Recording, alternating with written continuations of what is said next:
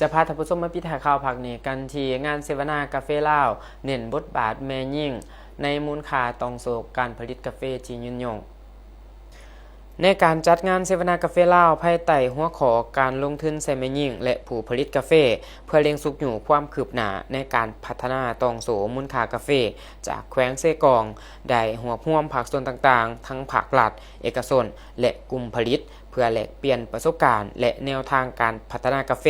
อย่างมีจรรยาบรรณและยืนยงโดยเน้นนักใส่การสร้างพลังให้แม่ยิ่งในทุกขั้นตอนต้องโสของมูลค่ากาแฟในโอกาสนี้ตัวแทนจากกลุ่มผลิตกาแฟผู้ดอยดากจึงกาแฟป่าและ Slow Forest Coffee ได้ให้สัมภาษณ์เพื่อแบ่งปันมุมมองและประสบการณ์จริงว่าเจ้าอันนั้นในนามของกลุ่มกาแฟนี่เพิ่นเสริมสร้างของความเข้มแข็งให้แก่แม่หญิงของพวกเฮาได้มีบทบาททั้งหญิงและชายและช่วยการเปรียบรูปกาแฟหมักขาวนี่โดยอันนั้นในกลุ่มของพวกเฮาได้ทางโครงการได้ส่งเสริมการเฮ็ดกาแฟแบบบ่ได้ทำลายป่าบ่ได้จูดป่าแล้วก็ได้เฮ็ดแบบเป็นมิตรกับสิ่งแวดล้อมบ่ได้จูดทำลายป่าโดยเฮาบ่ได้ทำลายแล้วก็บ่ได้ใส่สารเคมีโดยสำหรับผ่านที่จริงมันเป็นประสบการณ์ของเอ้ยเนาะเอ้ยก็เป็นผู้แม่หญิงผู้หนึ่งและก่อตั้งกาแฟป่าแล้วพัฒนากาแฟและชาวสวนเฮาเองก็คิดว่า 50% เป็นผู้หญิงได้ฉะนั้นเลยคิดว่าชาวสวนผู้หญิงน้องก็สามารถเฮ็ดได้เทียบเท่ากับผู้ชายแล้วการพัฒนากาแฟนี่นะมันลงรายละเอียดหลายและเอ้ยคิดว่าผู้หญิงเนาะก็เป็นปัจจัยตัวนึงที่ว่าเป็นสิ่งสำคัญที่ว่าผู้หญิงมาเฮ็ดผู้หญิงจะได้ลงรายละเอียดหลายและสำคัญคือผู้หญิงเป็นผู้ที่สร้างบุคลากรของชาติผู้หญิงเป็นแม่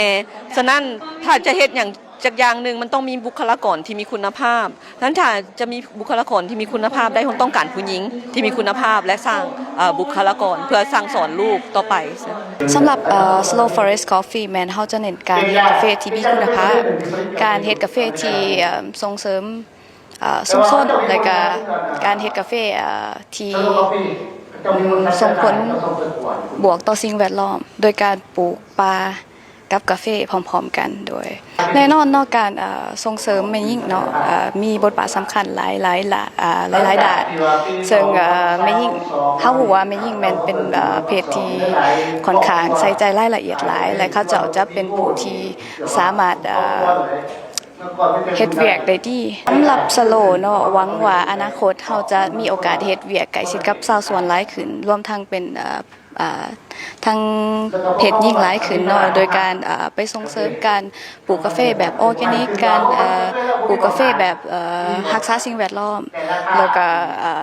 ส่งเสริมให้สวยฝึกอบรมส่งเสริมให้เขาเจ้ามีโอกาสหลายขึ้นมีโอกาส